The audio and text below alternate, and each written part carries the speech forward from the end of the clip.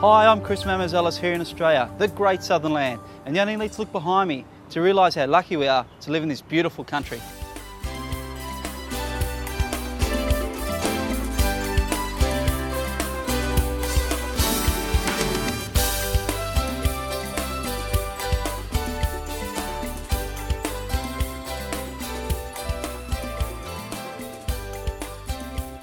You see, we live in a democracy where we have a say on who and how we are governed. We even have the opportunity to run for Parliament.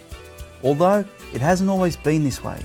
In fact, there's only ever been two periods of history where the people have claimed democracy as their form of government.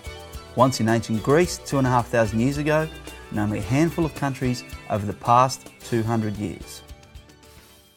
Australia is regarded as one of the most progressive democracies in the world. And as I sit here and enjoy the serenity of Sydney Harbour, there's a gentle reminder of a colonial past which was anything but a democracy. The catamaran ferries, for example, are all named after ships of the First Fleet. And just across from where I'm standing is the area called the Rocks, which was the first convict settlement and where hangings and public floggings were a common occurrence. So in comparison, we really do live the good life. Before we go back and explore the democratic history of Australia, we need to go back much further. 2,500 years in fact, to the ancient Greeks. So why don't you come on a journey with me? We'll find out what democracy is and where it came from.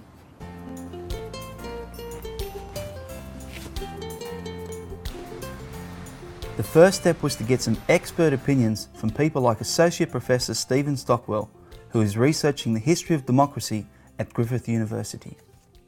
Democracy is the rule of the people, essentially. That's how it breaks down.